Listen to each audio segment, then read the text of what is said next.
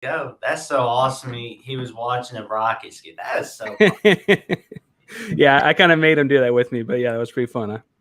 There we go. Oh, we're live. And you are looking live at episode number 4 of the Jacksonian. As I have with me is Parker Ainsworth from Locked On Coogs. How you doing, my man? I'm all right, Jackson. How you doing today? I'm doing pretty good. Would you like to tell the audience about yourself for a little bit? Yeah, I host the Locked On Coogs show for the Locked On Podcast Network. We just started in October, kind of capitalizing on the big athletic season last year and the year before, frankly, too, and then moving in the Big 12 and all that. Houston Cougars kind of getting a bigger seat at the table.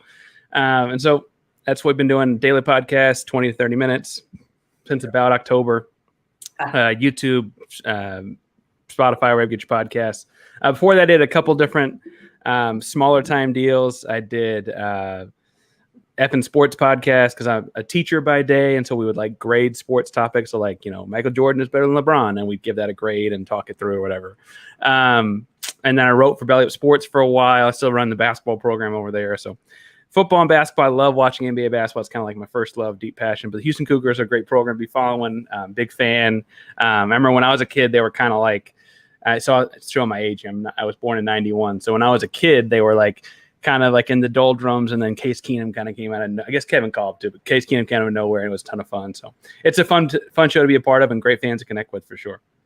Oh man, I love the Casey Keenum games, like the game he brought out against Oklahoma State and Texas Tech in 2009, and that magnificent 6-year red shirt that he got in 2011. And I mean, he led the NCAA in all-time passing yards. That's amazing. Every time people give Casey Keenum a lot of crap, I'm like, that's the guy that was succeeding at Houston football, right? He brought it back. Yeah, he brought it back. People. So again, I was born in 91, so I kind of missed it. But in the 80s and even the 70s, the Houston Cougars had a great football program. Andre Ware won the Heisman, and they invented the veer and stuff like that. And then when other schools, and we'll talk about the Big 12 on the show, I'm sure, but when other schools moved in the Big 12 and left Houston out, they got all that money, built their big programs, et cetera, and Houston just kind of got left out. So there was a period there between like 95 and, really when Case Keenum showed up in like 08, 09, 10, that it was pretty low program. It took some building back up. Oh yeah, and we'll definitely go over the legend that I heard about Houston in the Big 12 from 94. But first, I want to ask you this. How does it feel to finally be a part of the Big 12? Honestly, like it feels 25 years late. I feel like the truth is that like I said, in the 80s, Houston was as competitive and in the same category as Texas and Texas A&M and certainly farther along than Baylor or TCU or even Texas Tech were. But when the Southwest Conference split up and the Big 8 took on 4 new teams, I don't mean to give, again, I'm a history teacher by day. I don't mean to give a history lesson, but okay. I'm all for the history lesson. The story always goes that Ann Richards, right, governor of Texas, she was a Baylor and Texas alum, and involved in these meetings. She wanted to make sure that those schools got money, and it was in the best interest of Baylor and Texas to leave Houston out, right? For a number of reasons, right? Houston being left out for Texas meant that competitively Texas would have an advantage because they were in the bigger conference making more money. And then Baylor, might have lost their Division I athletic status had they not been bumped up at that point, because Houston, frankly, had their own doldrum year there for a minute where they joined the Southwest Conference, I guess, but they were kind of worried about what they were going to do in the mid-90s.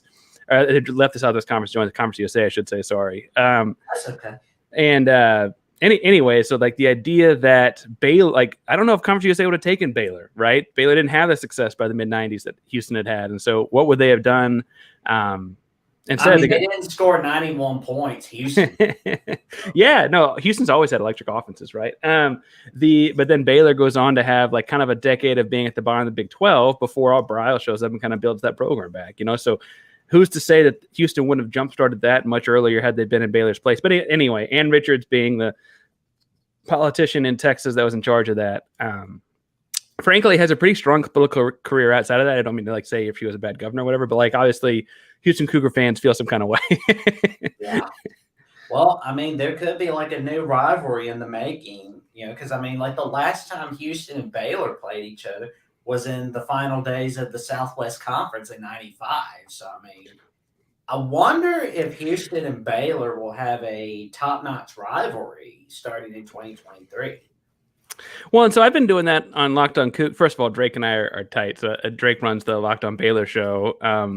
But honestly, like, who is Houston's rival going to be? Because their rivals to this point, Rice, Memphis, to some degree, Same State, but not really. Like, they're all out of the Big 12, and they'll play Rice in a non-conference game every year for as long as I can see in football. But who will kind of emerge? That I think that other schools in Texas kind of make it like very obvious rivals, like Baylor being so close.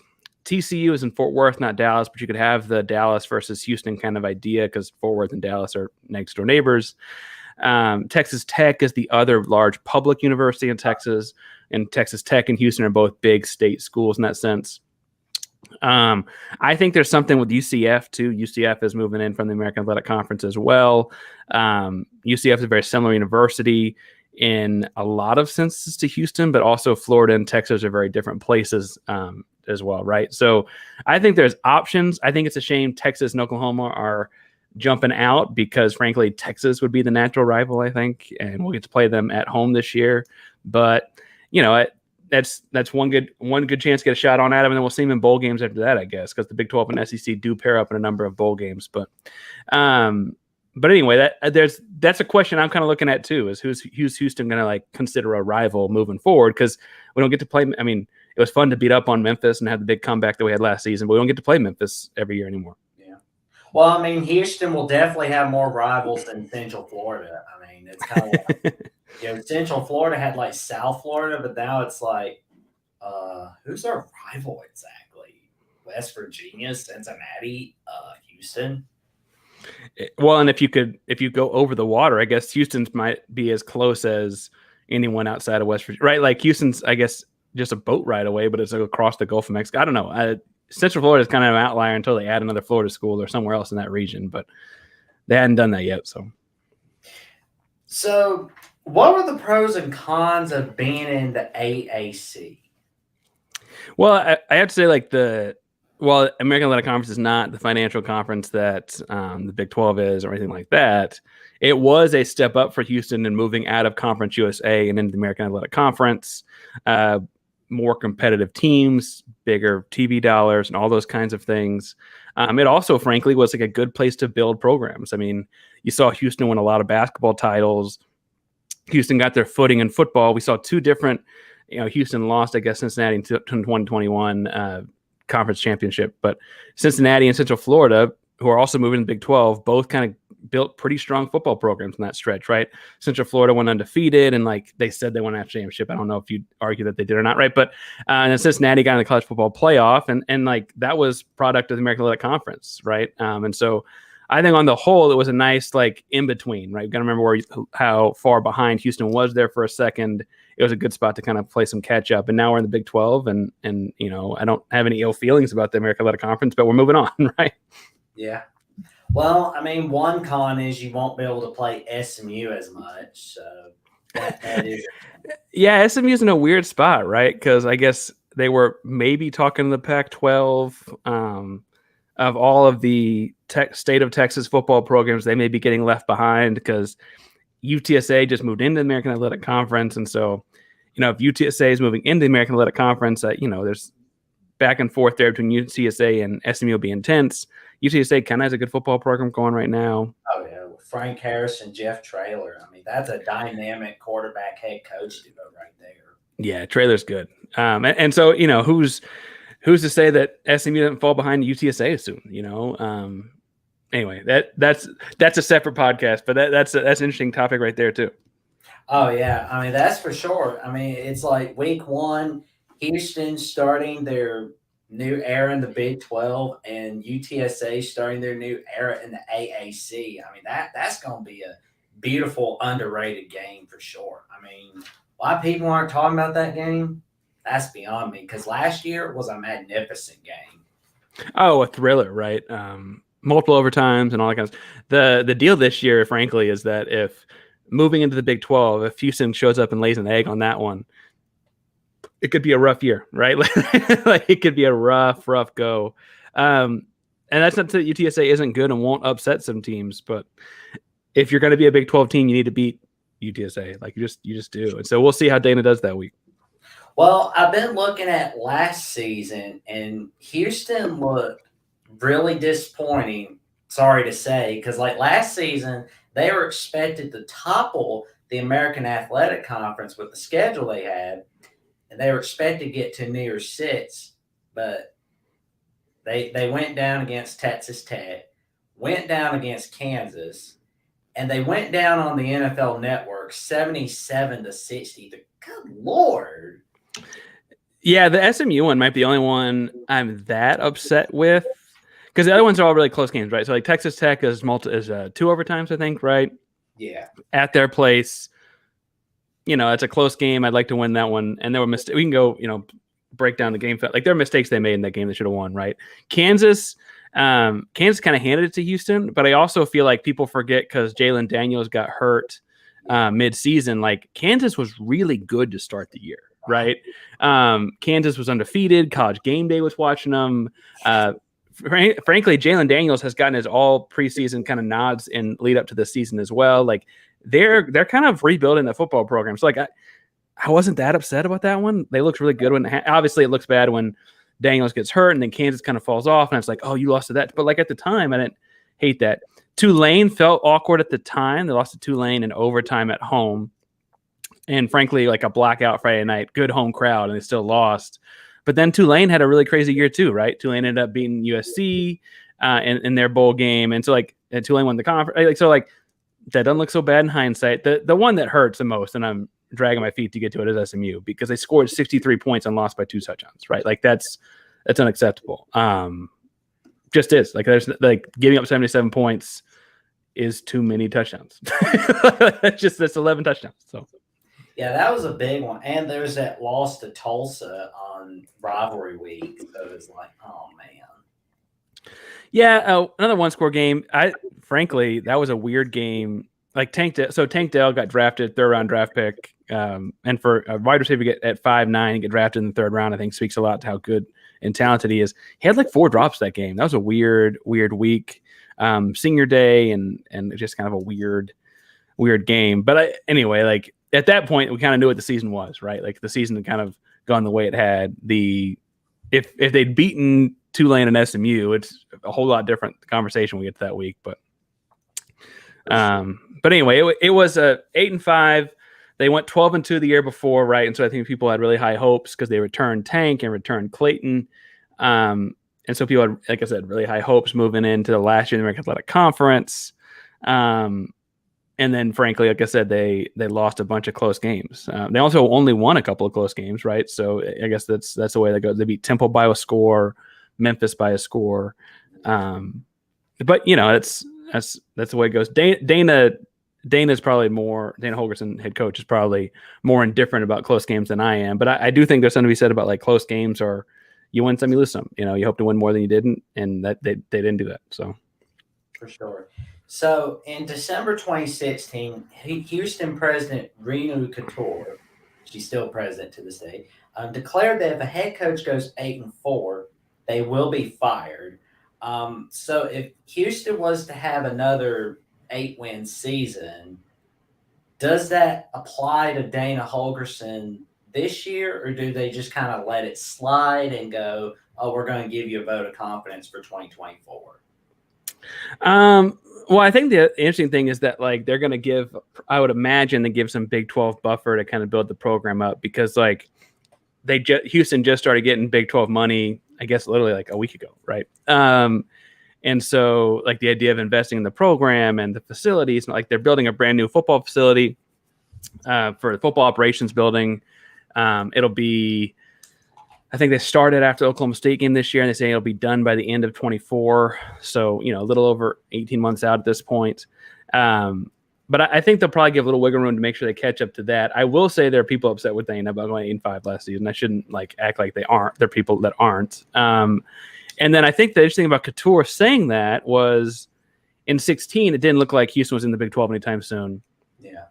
And she was saying that kind of in light of like Houston had just come off a string of really good coaches that had all dipped for bigger jobs, right?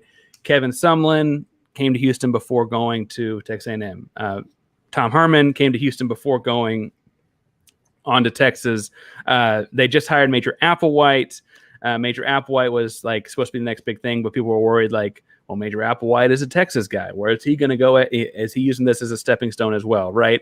And so I think what Couture is trying to say, and I don't mean to put words in her mouth, but is that we want to be the kind of program that like 8-4, where like we're the ones firing people because so many people had come through Houston as a stepping stone to get somewhere else that she frankly hadn't had to fire a head coach in a while because the coaches had come there, been successful, and then bounced.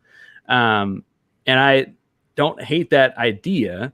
I will say that if they go 8-4 next year in their first year in the Big 12, I'm not upset about it. I think that's a pretty strong first year in the Big 12, especially when you look at like what TCU did a decade ago, right? And then a decade later, then playing the college football playoff. I would take that 10-year stretch. Like I would take the next 10 years looking like TCU's last 10 years. I might want more, but I would take it for sure. Well, to your point about how 8-4 would not be a real bad year, it would be a great year for Houston this season. I looked at the preseason poll on Twitter the other day, the Big 12 one, and they ranked them 12th. And the Phil Steele magazine that I just got yesterday, Phil Steele ranks them 13th in the Big 12, and the Lindy's magazine ranks them 12th for the season thus far. What's your take on that? Are they too low on Houston? No, I got to vote on the Big 12 meeting. Well, the interesting thing on that is it looks like to me, so everyone in West Virginia at the bottom, they had the least points by a lot. Cincinnati, Houston, and BYU were pretty consistently across the board in everyone's bottom four, right? And to me, that says a lot more about like, since the Big 12 media voters are people that cover all the different teams, most of those people haven't seen Houston or Cincinnati or BYU play. And, I didn't put a whole lot of stock into that. I will say that, they're still figuring out their quarterback battle. They lost their quarterback to the NFL. They lost their best pass catcher to the NFL. Their secondary, it looks like it may be entirely transfers. And so like they are a team that's kind of, and they didn't have a spring game, so we don't really get to see these guys play. So like it is hard to look at them and know what you're, looking at unless you go back and like find some specific Donovan Smith tape from when he was at Texas Tech or look at New Mexico, because one of the best corners they've got on the team is a kid that was at New Mexico last year or whatever. I didn't really worry that much about the team rankings because that to me just said that, no one in that list has watched Houston a whole lot because it was all the other new teams. I was kind of interested more like how did Central Florida get so high? Because that was an outlier compared to the rest of the new Big 12 teams. Yeah, I've been looking at Central Florida a lot, and they're honestly a real Jekyll and Hyde team. They're just, 1 week they beat Tulane, and then next week they wind up losing the Navy. I mean, that's Navy's a weird team, yeah.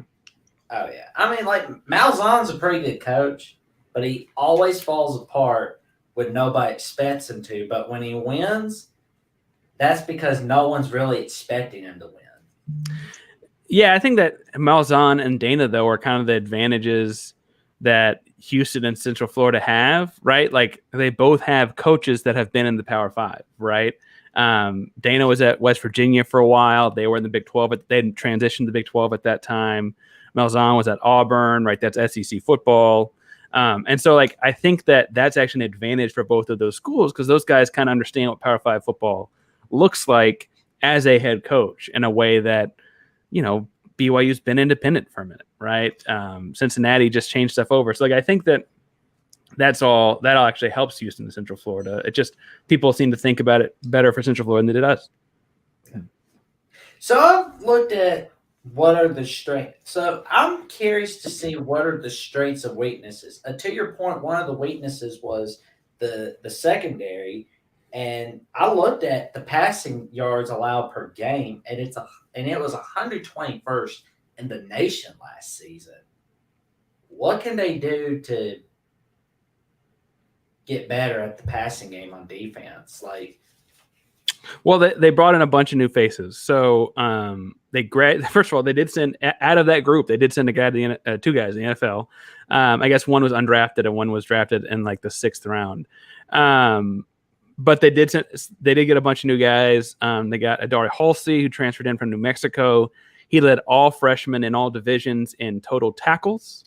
They got a kid transferred in from Texas Southern who led the SWAC in, I forget which defensive category, but he's talented. People are talking really highly on him out of camp or out of spring football practices.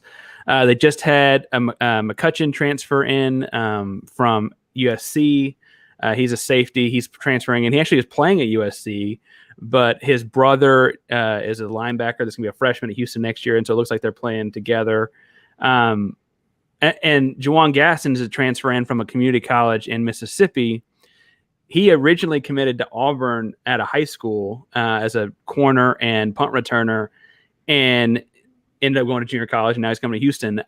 I feel like that's a bunch of new faces, and I don't mean to like diminish how, last year did not go well for the secondary, but it's a bunch of new faces that kind of have good resumes, and I feel fairly confident, like, even if I feel like they'll be better next year, even if they're playing better competition. And so then like the stats don't look great or something because they are playing better competition. But I do think the secondary is going to be improved next season. I really do. They were under a lot. I mean, people on your message boards and in the comments on my videos, even like people were really pissed about the secondary last year, especially you mentioned the SMU game. I mean, Tanner Mordecai and that SMU offense. I mean, I guess Rashee Rice did get drafted. He's a pro, but that they tore Houston apart. And, I think that there was an intentional look at overhauling that and getting a bunch of new faces in, right? The guys weren't good enough. And so they got in a bunch of transfers. It's new era of college football. You need new kids, you'll get new kids. And so we'll see what they look like. We didn't have a spring game, so I didn't get to see them play in person, right? So we'll see what they look like come the fall. So what's your reaction? So I looked at the 2023 preseason All Big 12 football team. Not a single Houston guy was on there. What's your reaction to that, and who would you have added to that list? Yeah. First of all, I did get to vote on that, so I think it was interesting. Anyway, I believe I had, and I was trying to be like somewhat not a homer, but I think I had 1, 2, 3, 4, 5, 6 guys. And so I will say, like, I think there's some guys on Houston that'll be on there at the end of year, all Big 12 teams. I thought it was interesting. First of all, the first guy that needs to be on there for Houston is Matthew Golden. Matthew Golden sets several different freshman receiving records at Houston last year as a freshman. True freshman, one of the highest recruited guys to ever come through Houston. Last year, he will be the top pass catcher this year. The only reason he doesn't make first team All Big 12 at the end of the season is if the quarterback ends up running the football more, because both guys that are competing for the quarterback spot are kind of runner guys, right? Matthew Golden's a pro, and I think that that's a fairly, like, I don't mean to come off like a homer if that's what people are going to tell me I am. Matthew Golden's a pro. I think the other one that's interesting to me is Patrick Paul in Athlon. So Athlon's another publication that did all Big 12 stuff. It was the first one to put anything out. And Athlon had Matthew Golden on the first team, all Big 12, and Patrick Paul on the second team. And then 2 defensive guys as well. Nelson Caesar was second team as well. And then Adari Halsey, I mentioned the transfer, might have been second or third. And they actually had a Houston center, Jack Freeman, the fourth, on the fourth team. Now they differentiated center versus other offensive linemen, and so that might have helped Jack, right? Where you might take a bunch of tackles, but if you have to pick a center, he's the fourth center, something like that, right? But I think each of those guys are very talented. I could see Nelson Caesar getting decent stats. I think the interesting thing for Houston is they have a good pass rush as a team, but year in, year out, it kind of week to week will change as far as who gets the stats. I don't know how Nelson Caesar's stats look by the end of the season, but I would imagine that both Matthew Golden and Patrick Paul. Patrick Paul might be a pro football player this time next year. I think both of those guys will have serious consideration for all Big 12 teams, and frankly might be the kind of things we're looking back on like they were overlooked back in July. But it's just July. Like that's not the end of the world for anybody. Yep. Don't throw the baby out with the bathwater, I always say. So, I'll be on the lookout for Matthew Golden, Patrick Paul, and Jack Freeman. So those are the guys to look out for this season from Houston. So I was curious to know how much has joining the Big 12 helped in recruiting in football and basketball? Oh, a lot. People like giving Dana a hard time, and I think that he's not like super personable, and that's probably like why it's easy to pick on him. And I've had my criticisms. I don't mean to say that I'm like his biggest fan or anything, but I think one thing that you have to point out when you look at Dana is if you look at the 25 highest ranked recruits to come to Houston in the history of like recruit rankings, so like basically since the mid 90s, half of the top 25 have come to Houston under Dana Holgorsen, right? And I think that the biggest thing he's done is that he's finding kids, he's having an easier time keeping kids in Houston that are from Houston, because the city of Houston, I mean, LSU poaches kids from Houston, Texas poaches kids from Houston, Oklahoma poaches kids from Houston, A&M poaches kids from Houston. The city of Houston fills out rosters across a bunch of big-time college football programs, and he's keeping more and more, I mean, Matthew Golden being one of them, he's keeping more and more of those kids at home. There are people that would like him to keep more of them at home, right? That's the criticism online always, but he's keeping more and more. And I think it's because those kids are realizing, oh, I can stay home and play Power 5 football, right? The decision kids had to make beforehand was, do I want to stay home and play for Houston like Ed Oliver did, or do I want to go play at Texas and play under the big lights, or LSU and play under the big lights, or whatever, right? And now Houston's offering a chance to do both of those things. It's still not perfect. It's still not done, but I think it's been interesting to see. The other thing is that you mentioned football and basketball. Kelvin Sampson has built the Houston basketball program up. And this is not, we're talking pre-Big 12 football show, so we can do a basketball podcast later, but Kelvin Sampson's built that program up. I mean, Houston had Akeem Olajuwon back in the 80s, and it was a big-time basketball program in the 60s. They're the only team that beat UCLA in that run with Kareem Abdul-Jabbar there, right? But for what it's worth, like this era of Kelvin Sampson rebuilding the program up in the last 8 or 9 years has been tremendous. 2 first-round picks in this year's NBA draft, 3 first-round picks in the last 3 years because Quentin Grimes a couple years ago. And frankly, you'll probably see another couple in the next couple years. Like they're talented, really, really talented. We'll do basketball as we get close to basketball season, but basketball is a ton of fun right now. Oh, for sure. I can't wait to see the Houston-Baylor, Houston-Kansas basketball matchup. That's going to be amazing. I mean, basketball may not exactly be my strong suit, but I at least know enough that the Big 12 is the best in college basketball. Well, it's the best conference college basketball the last handful of years. And Houston was number 1 team in the country for like half the season last season, right? So like you're kind of combining all. Anyway, it's gonna be a lot of fun. It's gonna be a lot of fun. Oh, for sure. So I took some notes on the 2023 football schedule, and Houston only has to travel out of Texas once at Kansas State in October 28th and once on rivalry week at Central Florida. How much does this help Houston this season? I think it's a big help. I think it's a big help for a number of reasons. One, they have, 7 home games, and one of their road games is at Rice, which is just down the road. The other thing is that like in your first year in the Big 12, so many of these are big stadiums, crazy environments, etc., that getting to kind of like slow play your way into that, I think helps the program a lot. Like getting the 1 year we get to play Texas Austin is in Houston, right?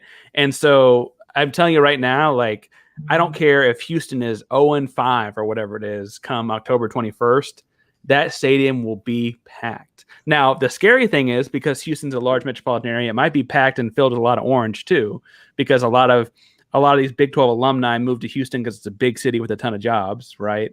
But it will be that game will be a sellout. The tickets are already on resale sites for crazy expensive. I mean, that game will be nuts. Cincinnati at home is fun. Oklahoma State at home is fun. The only game I actually kind of wish was the inverse, just because I'm going to end up watching on TV because it's a Thursday night game anyway. West Virginia. Houston hosts West Virginia, and because they all hate Dana Holgorsen there, I kind of wish it were there. I know, right? Because since again a Thursday night game, I teach during the day. I'm not gonna stay up till I'll be up watching the game and recording after. But when you factor in all that, I'm not gonna be there in person. I will say that I kind of wish that had been at West Virginia, just because the chaos had been so much fun. It's also perfectly. I mean, you're talking about how good the Houston schedule is. It's perfectly sandwiched. They play Texas Tech on the September 30th. They got a bye week. But then they play after the bye week, they play on the Thursday. And so then they kind of have a long week before Texas. So they really have 3 games spread out fairly evenly across 4 weeks. It's a good schedule for Houston. It's a really good welcome to conference schedule for sure. That kind of means Dana needs to win some games, right? So we'll talk again in a few months. But I think it's a good schedule for Houston. Oh, for sure. So I'm looking at the first Big 12 conference game. I mean, I know everybody's going to talk about the backyard brawl on that day and Arkansas BYU, but the first Big 12 conference game in the era of the Big 12 will be at home versus the defending national runner-ups of TCU. But how does that fit? And you're going to be playing them for the first time since the 2007 Texas Bowl. And y'all were conference opponents from the Southwest Conference from 76 to 95, and y'all were conference opponents in the Conference USA from 01 to 04. How does it feel to be conference opponents again? So I think you mentioned that Houston won't get to play SMU. There's a real chance TCU turns into that rival. And we mentioned that at the top of the show, I guess. But TCU is in Fort Worth. Fort Worth and Dallas are neighbors. There's a couple of smaller towns like Irving and Arlington in between, but they're more or less neighbors. And so there's some cultural vibe and crossover there. The thing I think that is interesting to see is TCU joined the Big 12 about a decade ago and has quickly been very successful. I've made the argument on my show, and I will continue to make the argument that is the blueprint, right? As TCU came in, and they had a couple years, they had to get their feet under them, but then quickly they started winning games and being they entered the conference in 2012, and by 2015 they're competing to win the conference. They split it with Baylor that year or something like that. And so the idea is that's kind of the footprint, and that's kind of the goal. And frankly, with transferring, Houston could get there quicker. As far as playing them this season to open up the conference, I talked to Steven, who does Locked On TC. He's Locked On Horned Frogs, Locked On the TCU show, and I asked him kind of bluntly, talk me through this roster, because they had so many kids transfer in the transfer portal window because they lost a bunch of kids off that team last year that I don't really know much about what they're going to look like. And he told me something about the quarterback's going to be good. They got offensive linemen transferred in from Alabama. And some stuff like that, right? They're going to be good, but we're playing the 3rd week of the season.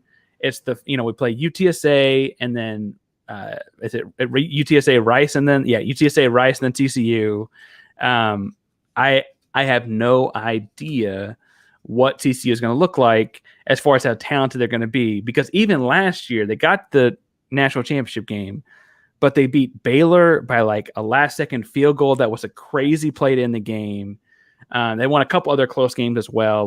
TCU kind of snuck into that college football playoff by the skin of their teeth. They lost to Kansas State in the Big 12 title game. Anyway, it'll be a fun one for sure. Houston's got a big fun weekend planned that weekend too. Big 12 celebrations, what they're calling it. It's an all-weekend event. Man, if they beat TCU, 7:00 kickoff, primetime TV. Yeah, big time.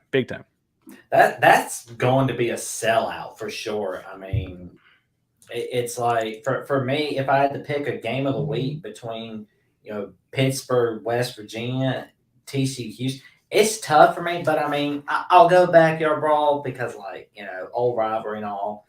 Sorry. Wait, is that? I don't even know what time of day is the backyard brawl also at night. Yeah, 6:30 on ABC. Oh, so that's the direct competitor. I'd imagine that's the national interest game too. Regionally, I don't know if it's quite that way, but nationally, I imagine you're probably right there, right? Yeah, but I'll be flipping between all those games. That's for sure. And let's see, we got a comment. Austin says, "What's up, guys? How does Parker feel now that Houston is a part of the Big 12 in basketball, possibly the best conference in college basketball?" I love it. I think that the last couple of years, like Houston made it to the Final Four in 2021. They had a really good team in 2020, but there was no tournament.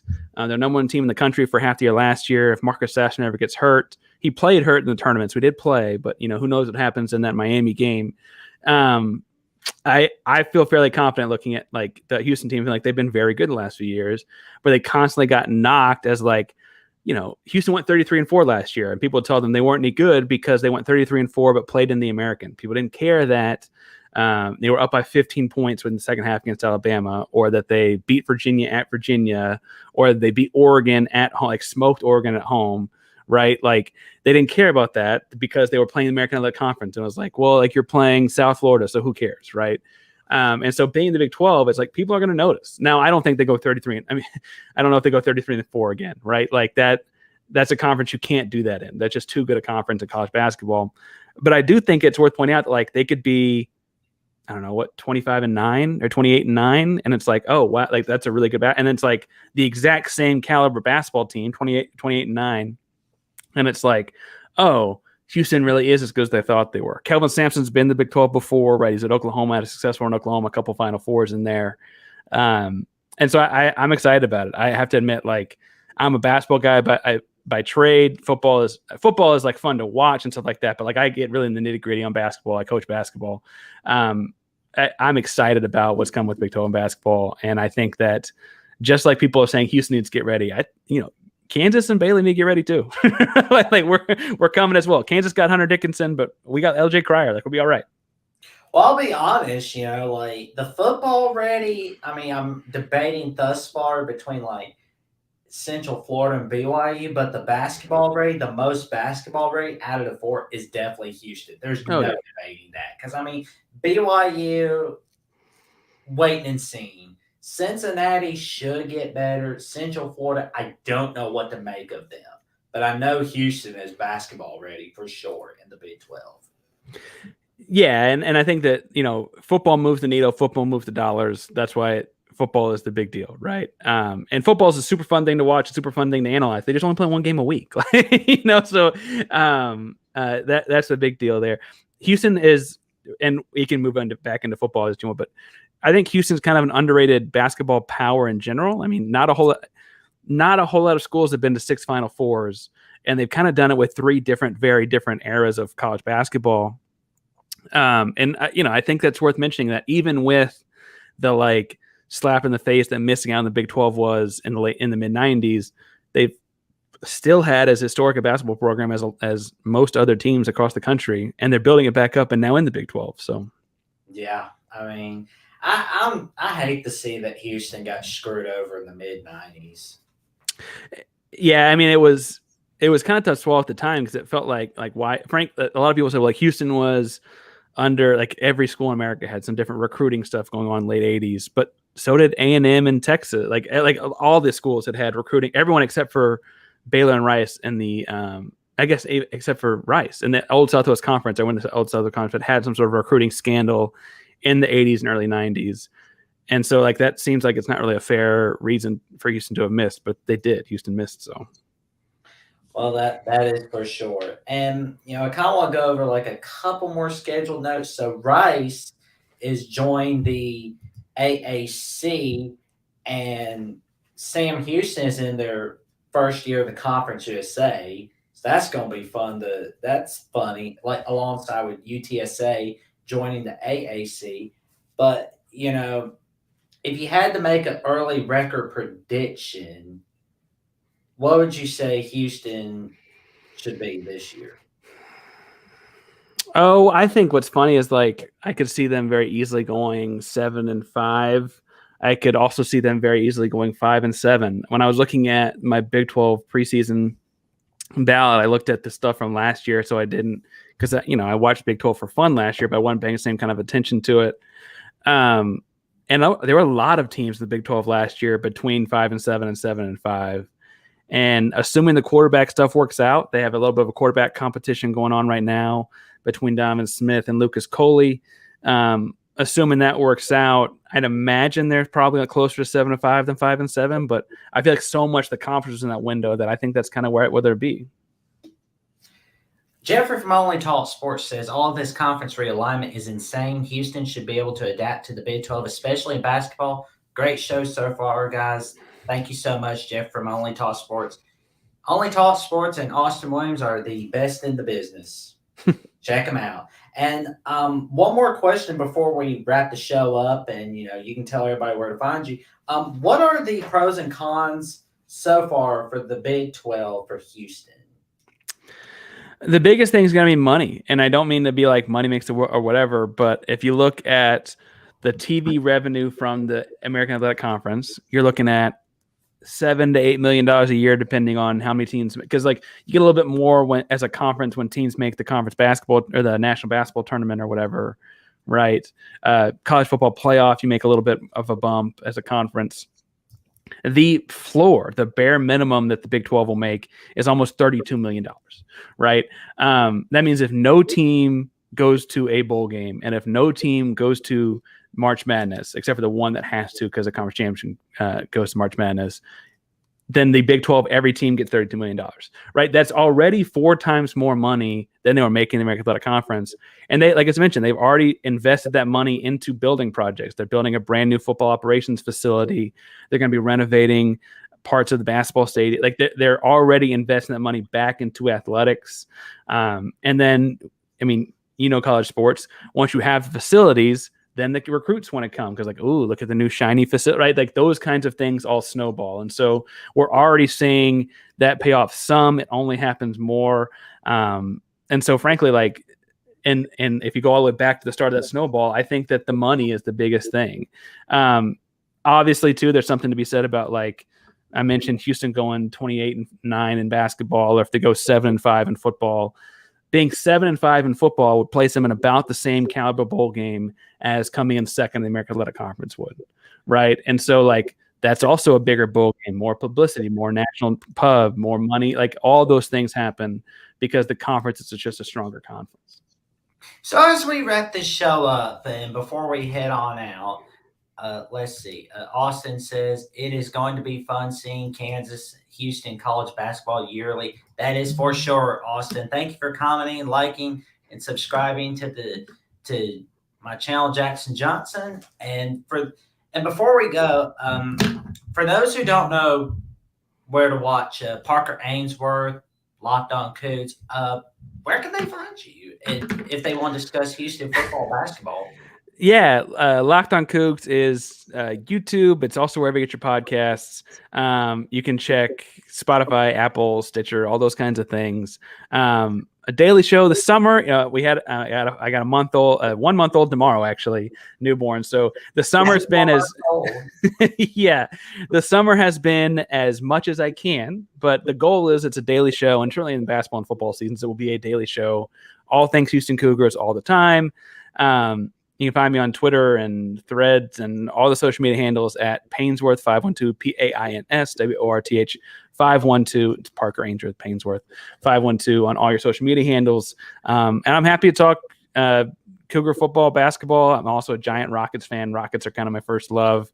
All kinds of things. Tennessee showed up. That's fun. Thank you for watching Tennessee Vols for Life. It's much very well appreciated.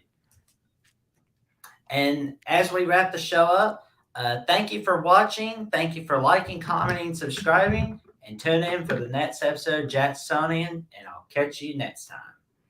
Go Cougs.